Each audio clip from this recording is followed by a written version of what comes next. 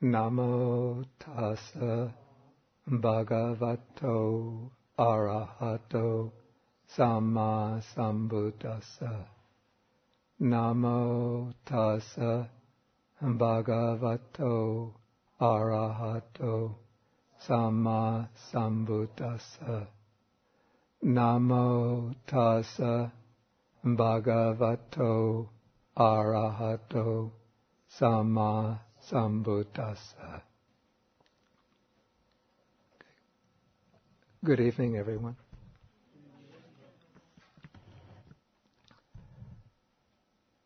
Okay, so we have been studying Majjhima Nikaya Sutta number 12.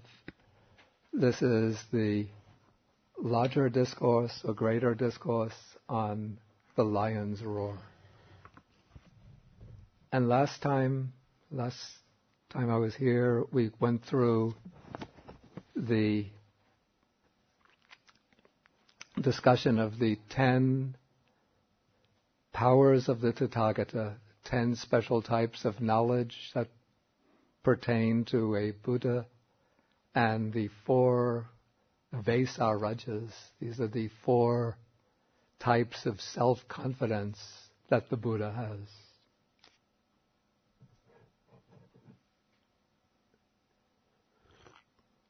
Okay, now we continue with this same discourse. And just to review that the Buddha spoke this discourse in response to an incident that took place. There was a monk by the name of Sunakata, a member of the Lichavi clan, who had disrobed. He left the Sangha, and he went around in the city of Vesali denouncing the Buddha, saying that the Buddha didn't have any special powers of knowledge and no superhuman abilities. And this former monk Sunakata set a great deal of store, placed a great deal of emphasis upon 2 things, sort of his mark of a true spiritual master. One was the ability to perform miraculous feats that went beyond the ordinary human ability. And the other was the practice of extreme ascetic practices. And so he saw that the Buddha practiced what we call the middle way, whereas he would look around, he would see some of the other religious teachers were undergoing long fasts, subjecting their bodies to all sorts of torments, but the Buddha wasn't practicing this himself and wasn't recommending this to his disciples, and so this made him disappointed with the Buddha. And then the Buddha wasn't openly performing miracles in front of the community, and so this made him disappointed with the Buddha. And so for these reasons, before he disrobed, several times he came to the Buddha and challenged him and asked him to perform miracles and wonders in front of the community. And of course, even though the Buddha had such abilities, but the Buddha didn't try to convince others by performing wonders for them. But the Buddha would emphasize, this is not the purpose of my teaching. The purpose of my teaching is to reach liberation from suffering. If you practice this path, sila, samadhi, panya, morality, meditation, wisdom, then you will gain liberation from suffering. And so Sunakata got the impression, what kind of Dhamma have I gotten into? No miracles, no asceticism, just liberation from suffering? What's that? And so then he went around in Vesali, the city of Vesali, saying, the Buddha teaches a Dhamma, all it leads to is liberation from suffering, that's all. And so now the Buddha is expounding to Sariputta some of his higher abilities that Sunakata was not able to appreciate. So he went through the iddhis, the supernormal powers that he possessed. Then he went through the 10 Tathagata powers of knowledge. Then the 4 grounds of self-confidence. And now he comes to the 8 assemblies. Now we're in paragraph 29 on page 168.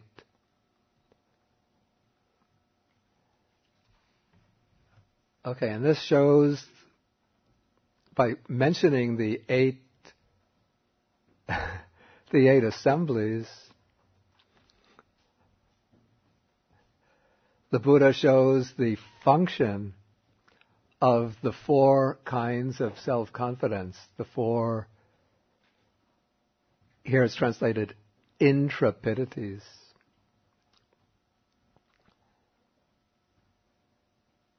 Okay, what are the 8 assemblies? He mentions an assembly of nobles, an assembly of Brahmins, an assembly of householders. Okay, by mentioning those 3 assemblies, the Buddha includes all of the lay community of India in that period. The Brahmins would divide the lay community into, they would put the Brahmins first, so the Brahmins at the head, then the nobles or Kshatriyas, then they would have the Vaishyas, those would be the merchants, the landowners, the cultivating class, then the Shudras, those would be the laborers, the workers, the servants, and then below them there would be the outcasts. But when the Buddha and the Buddhist texts speak about the lay community, they group everybody outside, they put the Kshatriyas first, because the Buddha was a Kshatriya, the nobles, the Brahmins in the second place, and then they group everybody else together as simply as householders. Then outside the lay community are the ascetics, the renunciants, the sramanas, here translated the recluses. Then above the human world, there are the heavenly worlds. So there's the assembly of the gods who are under the rule of the 4 great kings. These are the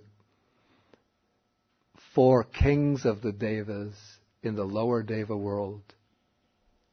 And so all of the devas under them are called the devas belonging to the heaven of the 4 great kings.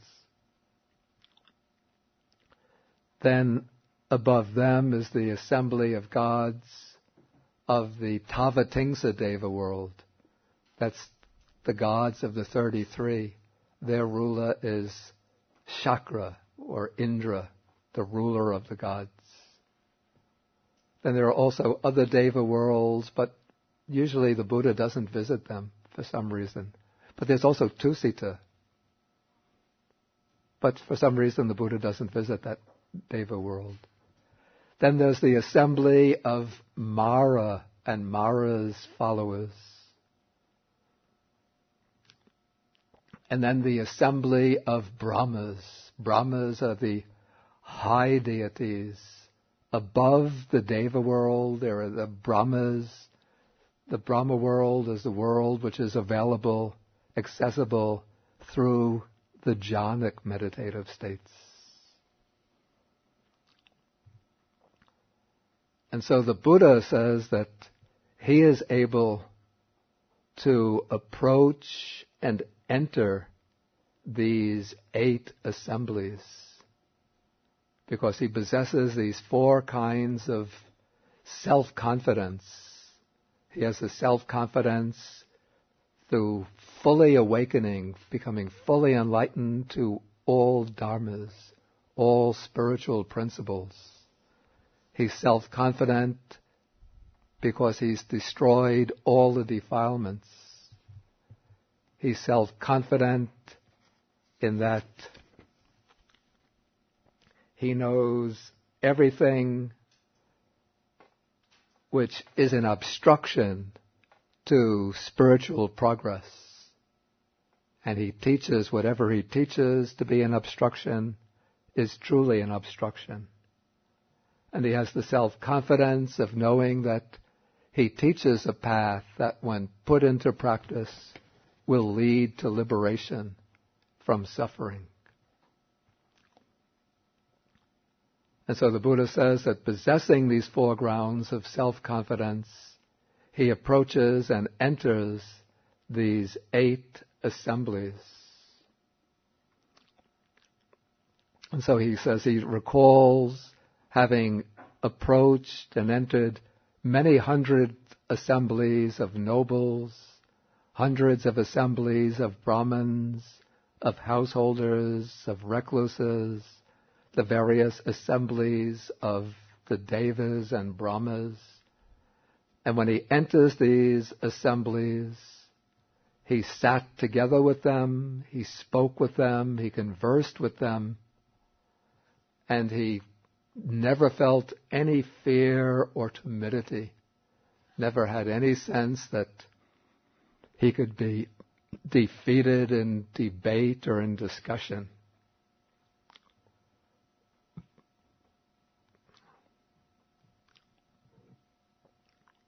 And so when he sees no ground that any fear or timidity will come over him, for this reason he says, I abide in safety, fearlessness, and self-confidence. Okay, then there comes a repetition of that statement that seems pretty strong. The statement that comes originally in paragraph 21. When I know and see thus, should anyone say of me that the ascetic Gautama does not have any superhuman states, any distinction or excellence in knowledge and vision worthy of the noble ones, that he teaches a doctrine that he simply worked out by reasoning, unless he abandons that assertion and that state of mind and relinquishes that view, then, as surely as if he had been carried there, he will wind up in hell. Again, I have to say the statement seems rather strong to me too. But I think the idea here is that the former monk Sunakata, who was making that statement, was doing so with a mind of hatred and antagonism towards the Buddha. And his purpose was to sway other people and lead them away from following the Buddha's teaching. And he was doing so with a strong commitment or conviction that the Buddha doesn't have any superhuman states.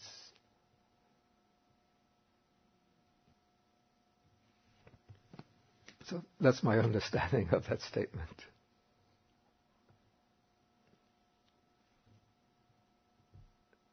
Any questions on this point? At this point? Okay, now we go on to what are called the 4 kinds of generation. These are 4 modes or 4 ways in which beings, living beings, are born. So here the text says that there are these 4 kinds of generation. So what are these 4? One is called egg-born generation, womb-born, then there's womb-born generation, moisture-borne generation, and spontaneous generation. Okay, and then the next paragraph explains what are these types of generation. Okay, egg-born generation, these are beings that are born by breaking out of the shell of an egg. Okay, womb-borne generation. Okay, these are beings that are born by coming out from the womb. What is moisture-borne generation? These are beings that are born in rotten fish, a rotten corpse, rotten porridge, in a cesspit, in a sewer. This is called moisture-borne generation.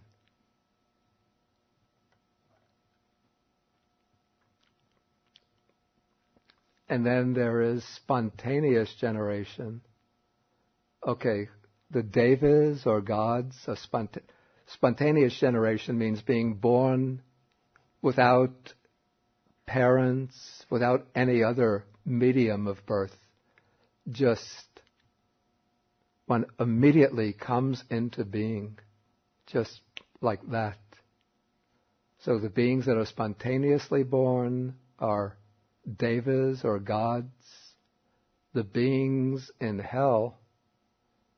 And then the text says, certain human beings spontaneously born. And some beings in the lower worlds, probably in the realm of the ghosts, Preta world, are spontaneously reborn. This is called spontaneous generation. So some people, I think last week or last time, asked me, how could there be human beings that are spontaneously reborn? I don't know. I don't have first-hand experience. I've never been standing in a room and seen a being come suddenly emerge out of nowhere.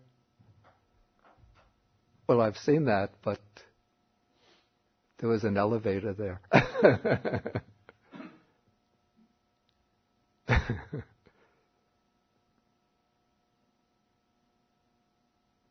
There's no further explanation in the text.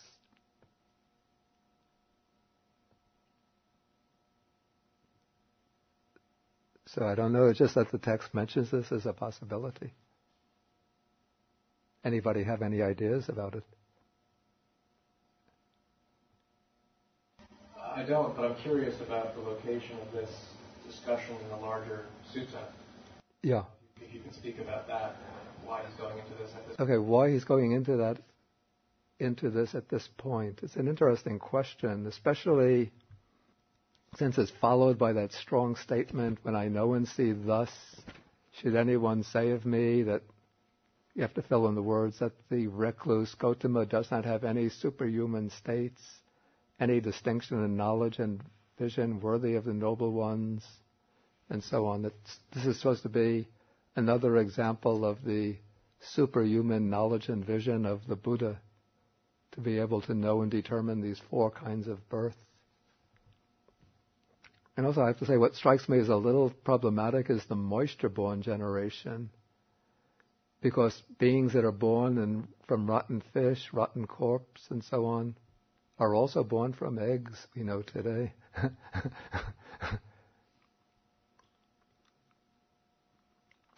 So maybe the distinction is that the beings that are said to be born from eggs are born by breaking out of the shell of an egg, whereas insects that are born and other types of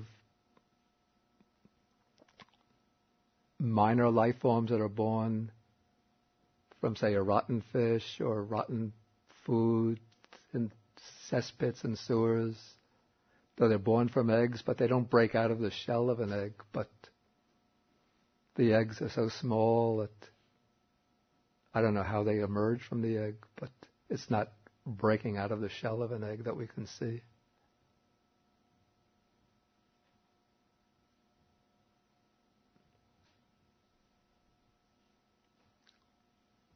And I wonder whether this classification also is very unique to Buddhism, or whether this could be a common Indian classification which was incorporated into the sutta. This is a question I don't know. I think I've seen this classification in another Indian text, a non-Buddhist Indian text. So it doesn't seem to be especially unique to Buddhism.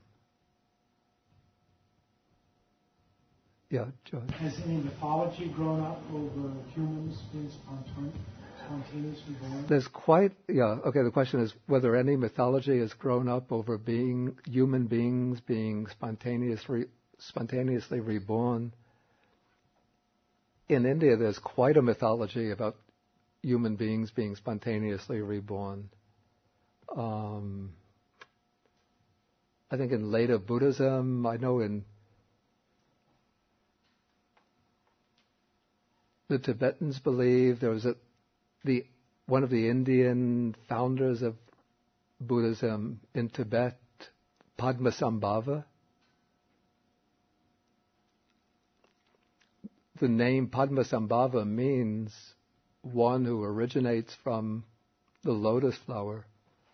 And the legend is that, or the belief is, whether it's legend or fact, I don't know, that he was born from a lotus flower. So that would be an example of one who is spontaneously reborn.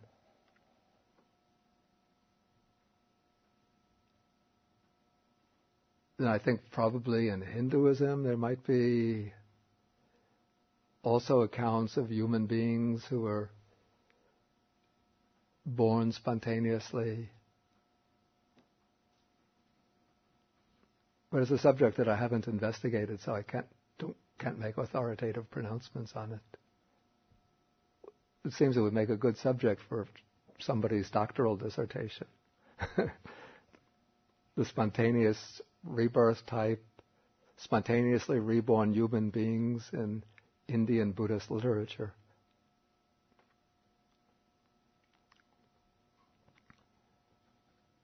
Okay, then we'll move on to the 5 destinations and Nibbana. Okay, in Pali, the word here that's translated destinations is the word gati. I write this.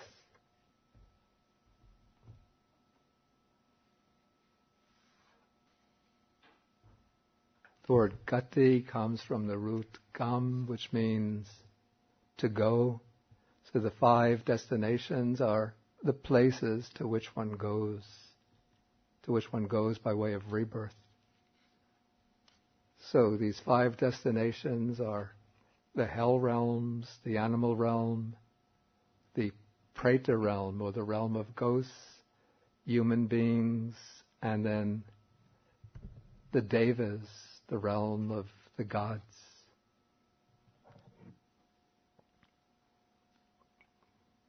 And now the Buddha makes a statement which shows his understanding of these realms and of the way that leads there. He makes the same statement with regard to each of these realms. He says, I understand hell and the path and way leading to hell. And I understand how one who has entered upon this path with the breakup of the body after death will be reborn in a state of deprivation and an unhappy destination in the lower world, in hell.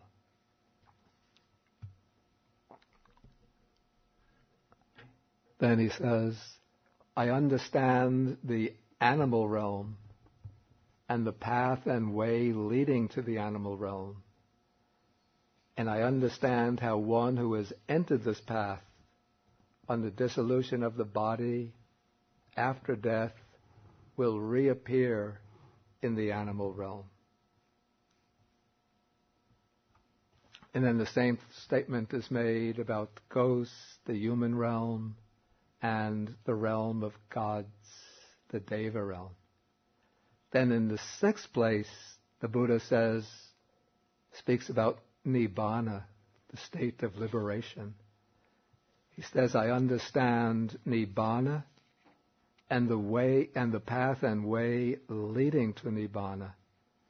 And I also understand how one who has entered this path will, by realizing for himself with direct knowledge here and now enter upon and abide in the deliverance of mind and deliverance by wisdom that are taintless with the destruction of the taints.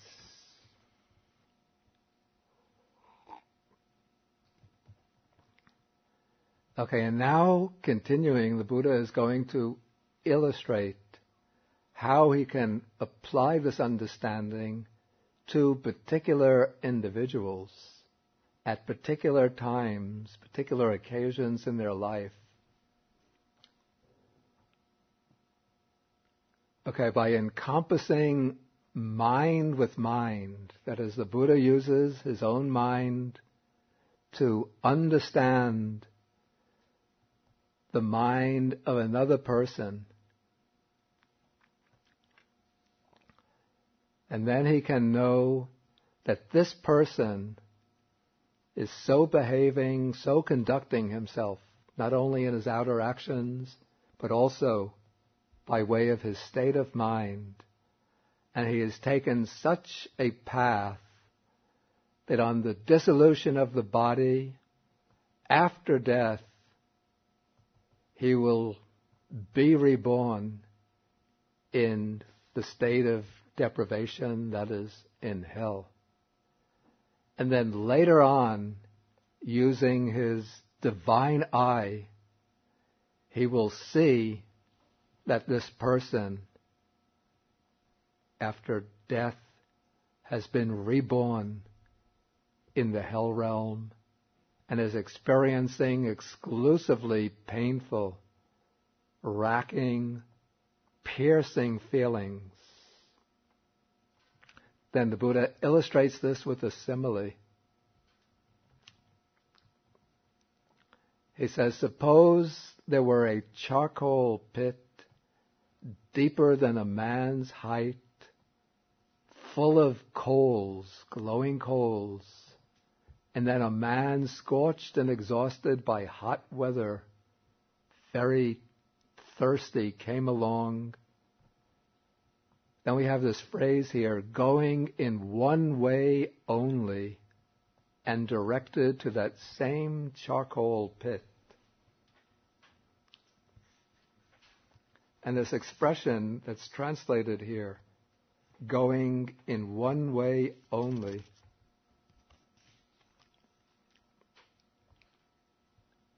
in Pali, this is a kayano muggo. This is the expression that comes in relation to satipatthana, which is often translated as satipatthana being the only way for the purification of beings. But one could see that it actually means going in one way only. So satipatthana is called a kayano muggo, not in the sense that it's the only way for the purification of beings, but it's the way that goes, a path that goes in one way only. There's a path that goes directly or straight towards the purification of beings. Okay, so coming back to the sutta. So we have this, in the simile, this path is going in one way only, straight to that charcoal pit. And then a man with good sight is observing this man walking on that path. And he knows that this man is walking along in such a way that if he just continues going in that same direction without changing course, he's going to fall into that charcoal pit. And then later on he'll see that this man has fallen into the charcoal pit and is experiencing very painful feelings. And so then the Buddha says, in the same way, by reading another person's mind with my own mind and observing his behavior, I could see that he is behaving in such a way that if he continues in this way, he's on the breakup of the body after death, he will be reborn in hell. And what kind of behavior is going to lead to rebirth in hell. Usually or invariably this will be behavior that violates the 10 courses of good action, but probably especially it will be behavior motivated by strong hatred. Usually strong hatred that, in my understanding, that will result in a lot of pain and suffering for others.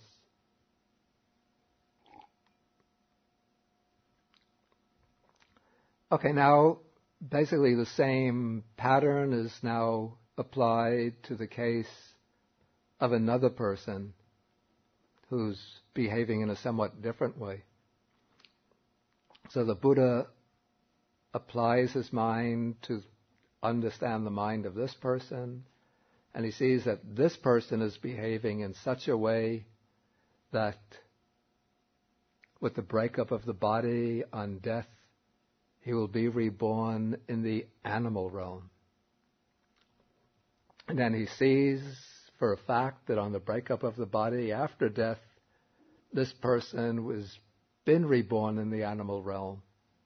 And here he's experiencing, here the feeling is described not as exclusively or extremely painful, racking and piercing, but it's described simply as painful, racking, piercing feelings.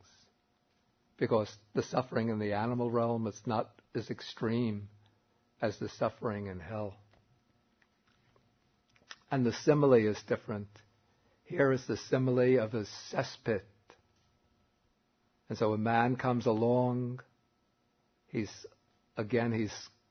thirsty, and he's walking by a path in one direction, heading straight for the cesspit, and then he falls in.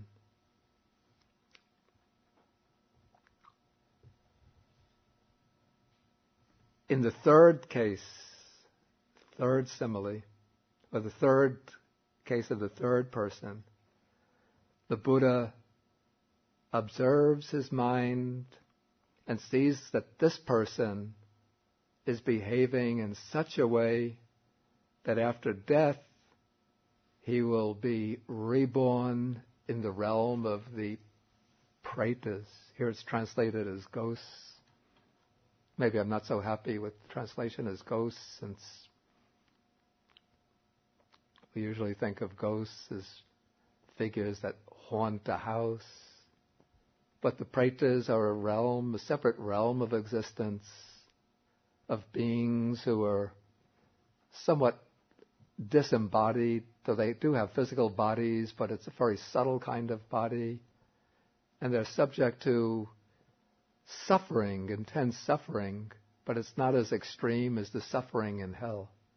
They're usually depicted as subject to strong hunger and thirst, which they cannot satisfy.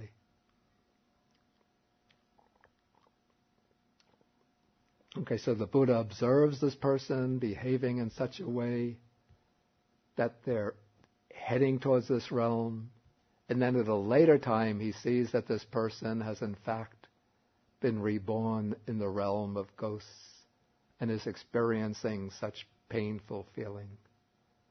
And what is the type of behavior that leads to rebirth in the realm of ghosts? Again, it's action that violates the 10 courses of unwholesome behavior, but it's usually considered to be extreme selfishness or miserliness, extreme avarice or clinging to possessions, refusal to part or to give, or resentment against the good fortune and success of others.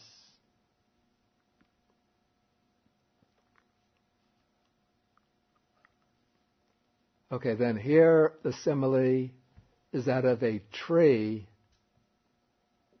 growing on rough ground, and the tree has only scanty foliage, So it gives a dappled shadow.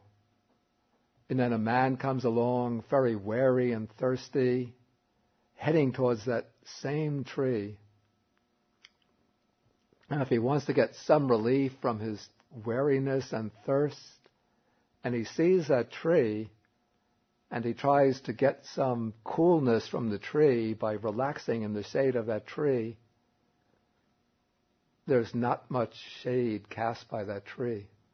That's an illustration for the suffering in the realm of the pretas.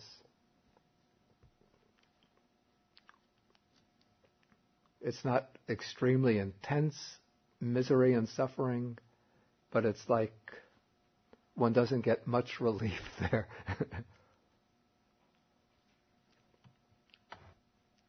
Okay, now we come to the pleasant realms, or the realms of good fortune, the human realm and the heavenly realms. First, the human realm.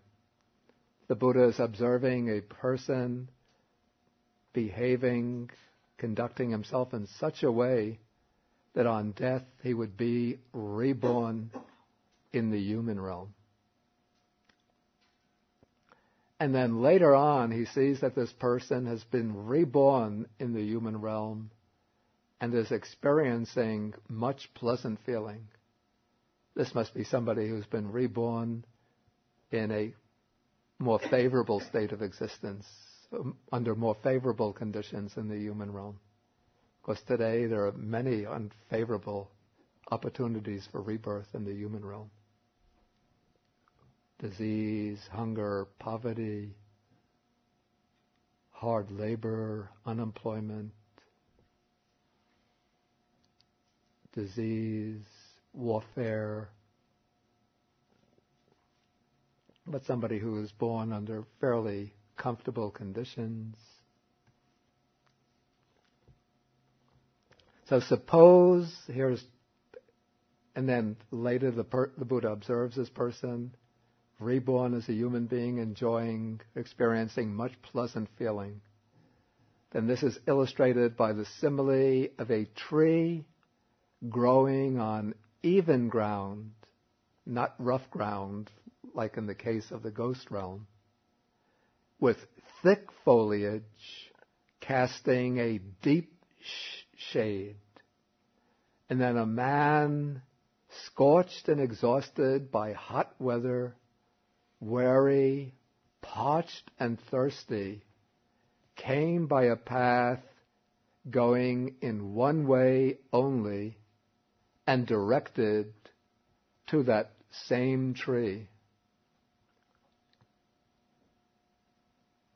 Then a man, so we could see that since this tree has thick foliage and casts a deep shade, we could see that if a man is thirsty and weary, he's going to be able to relax under that tree and enjoy the coolness of the shade. And so then a man with good sight sees him and knows that this man is going to arrive at that tree and will experience much pleasant feeling. In the same way, the Buddha encompasses the mind of that person and knows that person will be reborn in the human realm and will experience much pleasant feeling. Okay, now we come to the heavenly world. And so the Buddha, and what is the kind of action that will lead to rebirth in the human realm? This will be generally following the 10 courses of wholesome karma. Or doing deeds, meritorious deeds, though usually not perfectly, but not to a very high degree. Okay, now comes the rebirth in the heavenly realm. The Buddha sees another person and sees them behaving in such a way that on the breakup of the body after death, he will be reborn in the heavenly world, the happy destination. And then the Buddha sees this person with the breakup of the body after death, reborn in the heavenly world and experiencing exclusively pleasant feelings or extremely pleasant feelings. And then he illustrates this by the example of a mansion with a very well-constructed upper chamber with a couch, with rugs, blankets, sheets, and so on. And then a man came along, scorched and thirsty, scorched and exhausted by the hot weather. And he came by a path going straight to that mansion. And a man seeing him would know that this man is going straight to that mansion. And then later he will see that this person is sitting or lying in the upper chamber of that mansion, experiencing exclusively pleasant feelings.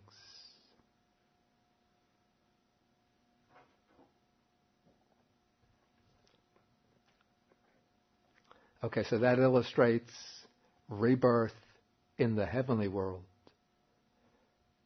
And what is the type of action that leads to rebirth in the heavenly world?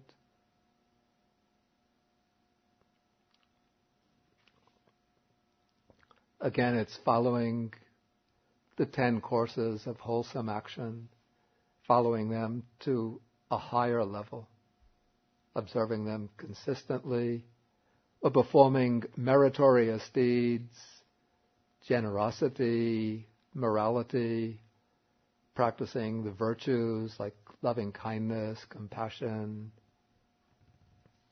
but not yet developing wisdom, not developing it to a superior degree.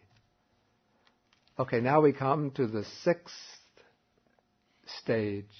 This is the attainment of liberation. We could say the realization of Nibana.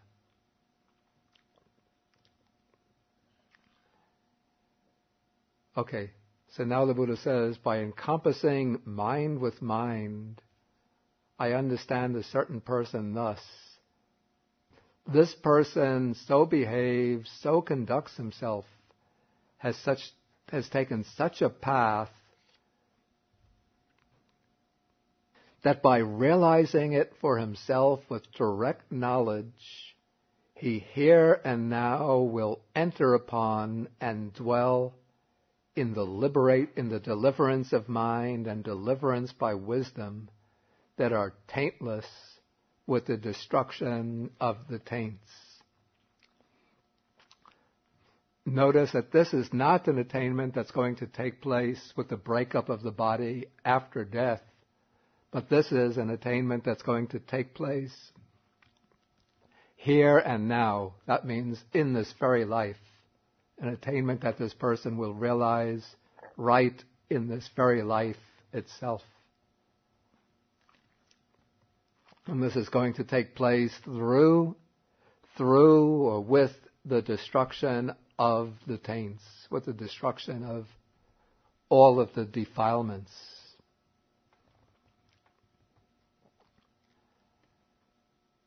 And then later on, the Buddha sees that this person has realized with direct knowledge here and now this deliverance of mind, deliverance by wisdom through the destruction of the taints, and that he's experiencing exclusively pleasant feelings. Suppose, then he uses a simile. Suppose there were a pond with clean, clear water, cool water, transparent, with smooth banks, delightful, and nearby a dense woods. Then a man comes along, scorched and thirsty. He comes by a path going in one way straight towards that pond. then a man with good sight sees him and says, "This man is going in such a way that he will come to this same pond." Then later on, he sees this man and sees that he has plunged into the pond, bathed, drunk the water, and he's relieved all of his distress, fatigue, and fever, and he has come out and he's sitting or lying in the woods experiencing exclusively pleasant feelings. So all of this is to illustrate the bliss of liberation, the bliss of attainment of Nibbana. And so this is supposed to be a higher degree of bliss than that illustrated by the pleasure of relaxing in the upper chamber of the mansion. Because now one has the pond in which one can bathe, wash oneself and drink, and one has the natural beauty of the woods in which one can lie down, and it's much nicer than just relaxing in the upper chamber of a mansion. And so this illustrates the excellence, the superiority of the liberation of mind, the liberation by wisdom.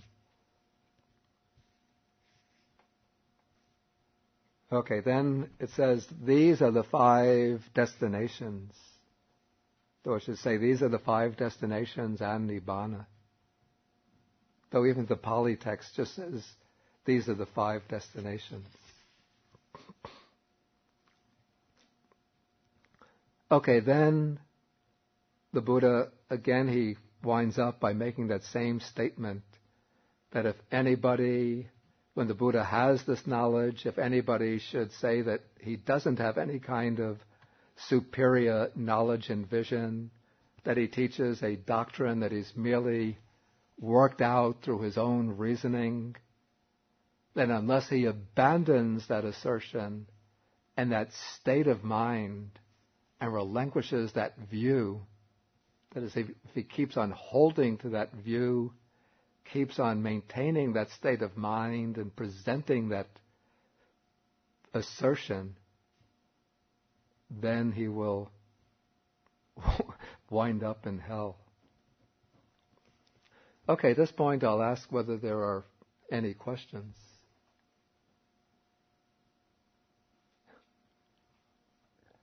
Yes, June.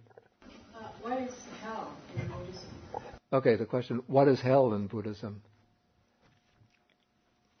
Okay, according to Buddhism, there are these 5 realms of existence. And these realms are not just purely metaphors or symbols, but these realms have a kind of actual existence. But these realms are impermanent states of existence into which living beings are reborn as a result of their karma.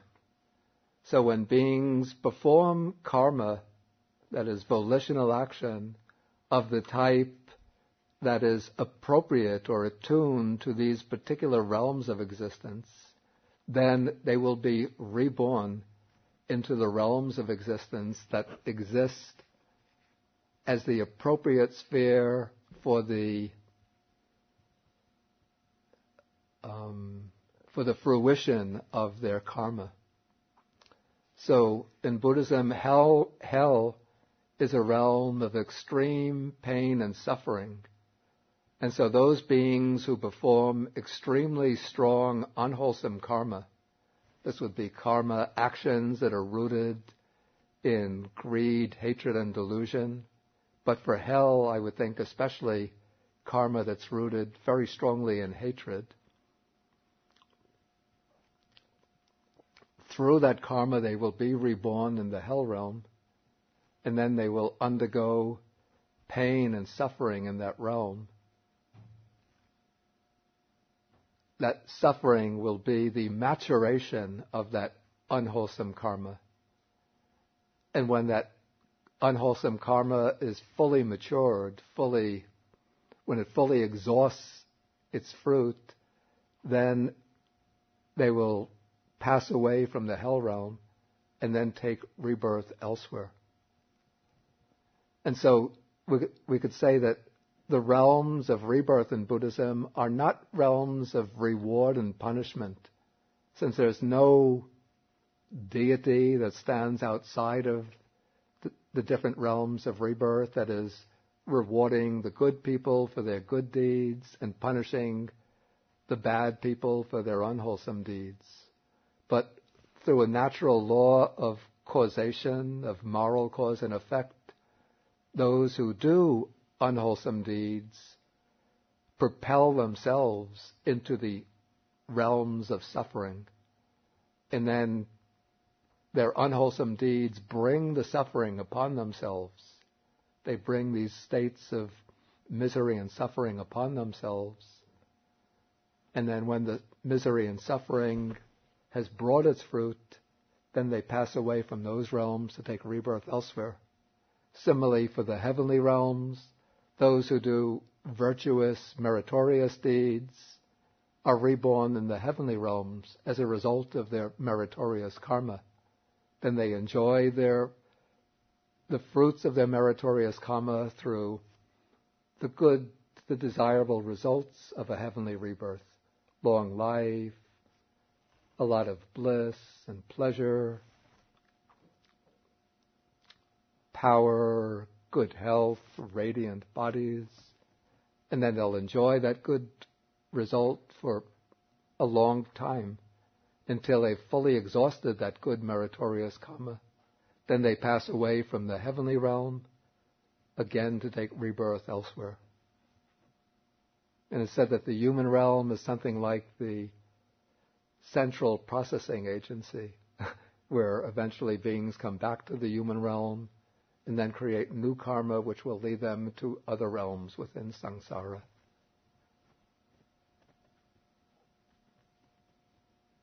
Yes, Philip. And does it say that there are 31 realms of existence? Okay, the question, isn't it said that there are 31 realms of existence? There are actually said to be 31 realms of existence. The 31 realms of existence are obtained by making finer distinctions in the heavenly realms.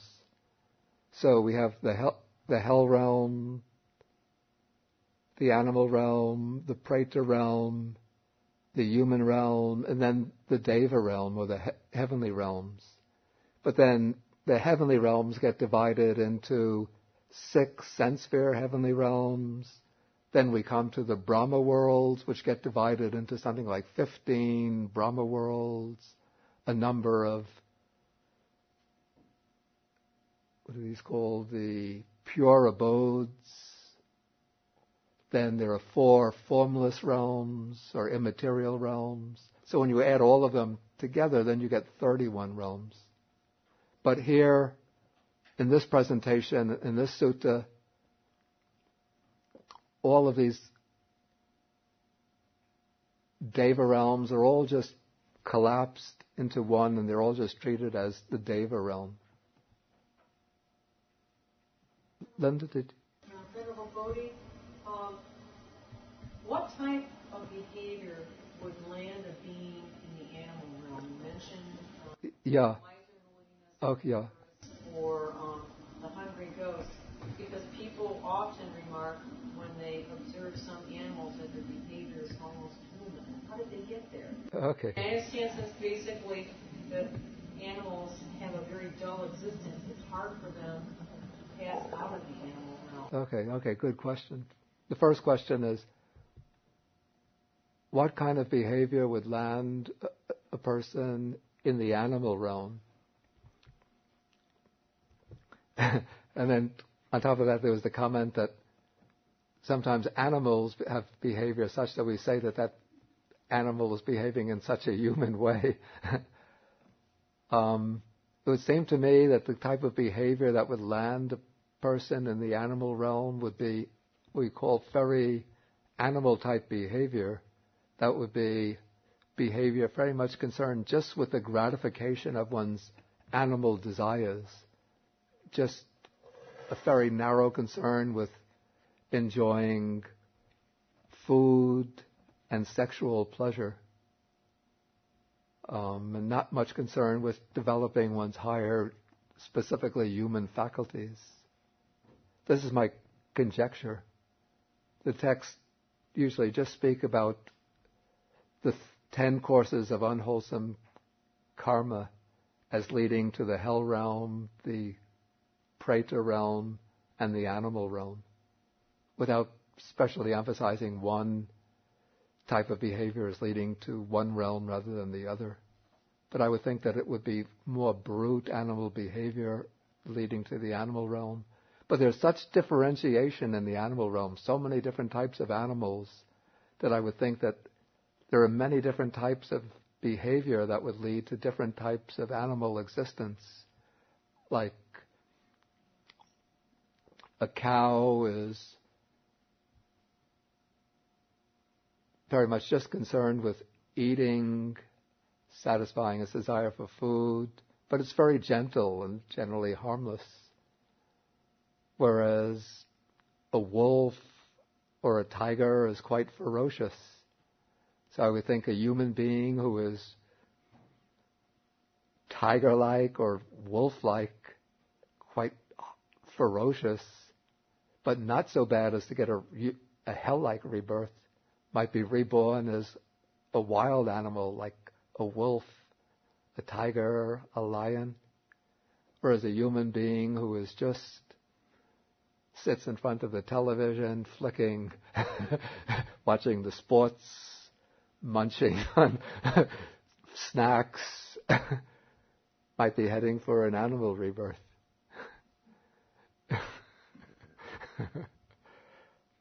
These are just my guesses. I'm not in authority on this. Then what you say about once one gets reborn as an animal, it's very difficult to get out of the animal realm. That is what is said in the suttas, that why it's so important to avoid the animal realm, because once one gets into the animal realm, it's very, very difficult to get out of the animal realm, because the passions of the animal are what dominate its behavior, its conduct, its thoughts. And so its mental life, it's dominated by these forces of animal existence. And so once one is reborn there, it becomes very difficult to get out. But you say animals do exhibit human traits, so I would think that sometimes when animals do show especially worthy traits, sometimes the capacity for self-sacrifice, consideration for others, that could be perhaps the wholesome volition that will lead it out from the animal realm back to the human realm. That is my speculation. Yeah. Why did the Buddha did not mention 6 realms of existence? Yeah, why not 6? In the old suttas, one finds only 5 realms are mentioned as separate realms. But one finds still in the old suttas a mention of a 6th type of being called the asura. The asuras are depicted as existing. They're like neighbors of the Tavatimsa devas. They're neighbors of the gods of the 33 who are engaged often in a kind of war with the gods of the 33.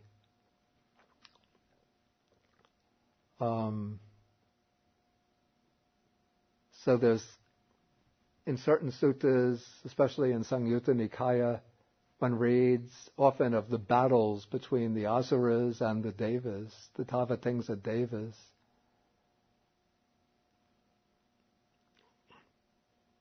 But the asuras are not yet depicted as a separate class of beings. But then at some point later on, the asuras then become divided off and spoken of as a separate class of beings. But this is a development that takes place maybe at a somewhat later point than the very early suttas. Suppose there are 5 realms of existence. Yeah. Which realm will Asura belong? God? It's a good question, because there's a sutta, the Ratana Sutta, speaks of Chat, the Ratana Sutta, and the Sutta Nipata, Chatu ha payehi cha vipamuto, the 4 states of misery. So then the Asura plane gets spoken of as the plane of misery. When the commentators speak about it, they say the Asuras are the 4th plane of misery. But then the Asuras are not really shown as existing in such misery. They're almost like the Devas of the 33, like the Tavatimsa Devas, just a little bit rougher, a little bit like rough cowboys, but almost like the Devas of the 33. So then the commentators say that the Asuras that are classified as the 4th plane of misery are not the Asuras that are fighting with the Devas of the 33, but these Asuras are another type of being that exists in the Preta realm, part of the Preta realm. But that explanation isn't so convincing to me, because then it would seem that if they're part of the Preta realm, why break them off and call them a separate realm? So I don't really know. I just don't have an answer.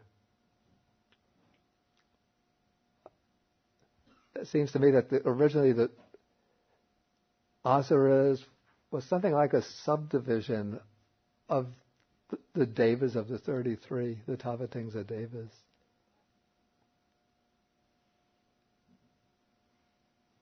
But they have enough difference so that later on they just got separated off to become another realm. Okay, somebody here had a question? Peter? The word merely, before hammered out by reasoning, it's in square brackets. Is that an editorial addition? That's an editorial addition, yeah. And I'm wondering, clearly you don't want to say that the Buddha wanted to distance himself from reasoning. So putting merely means it's reasoning plus the superhuman knowledge, right? But I'm wondering, I guess it's not. I guess it would be unattractive to think of it without the word merely in there, right? So. Okay, the question is, does the word merely that's added here in brackets imply that there's some kind of devaluation of reasoning? You see, amongst the teachers of the Buddha's period, there was a group of teachers who were known as Vimamsakas, which we might translate this as the rationalists. These were teachers who did not claim to be teaching a doctrine based on any kind of super-sensory meditative insight, but they claimed to be teaching their doctrine on the basis of their reasoning, their intellectual investigation, and they would just use the power of thought, the power of reasoning to work out their doctrine. And so the Buddha wanted to separate himself from that group of teachers. One group of teachers were the traditionalists, like the Brahmins, who taught their doctrine on the basis of a traditional revelation, like the Vedas, which was handed down by tradition through a lineage of teachers. Then there were the rationalists, who used reasoning, logic to develop their systems of thought. And then there were the teachers who taught on the basis of abhinya, on higher meditative experience, higher meditative insight. And the Buddha classified himself with those teachers who taught on the basis of insight through higher meditative experience. One sees these groups, I think it's Majjhima Nikaya Sutta number 100, these distinction of, it comes in 100, but I think I have to say, I think the transmission of Sutta number 100 got mixed up.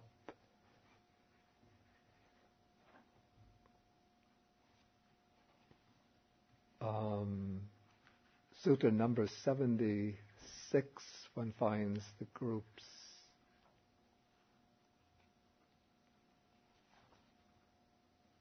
Yeah, Sutta number 76, one finds the groups distinguished more clearly. Sutta number 76, paragraph 24, one has the traditionalists. In paragraph 27, one has the rationalists.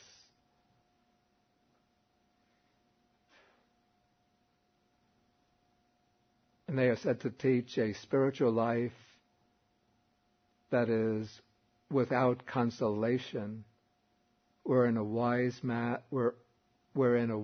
person would not live the spiritual life, or if he should live it, he would not find the true way, the Dhamma that is wholesome.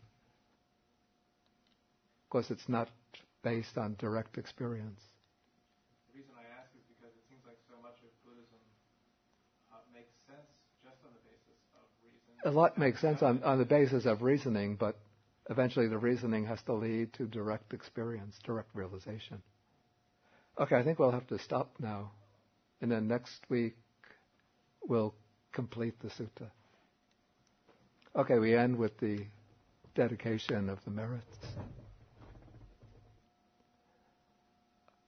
Akasata ca bhumata deva naga mahitika punyantang anumoditva chirang rakantu sasanang. Akasata ca bhumata deva naga mahitika punyantang anumoditva chirang rakantu desanang. Akasata ca bhumata deva naga mahitika punyantang anumoditva chirang rakantu mang parang. Etavata ca amhehi sampadang punya sampadang sabbe deva anumodantu sabba sampati siddhya.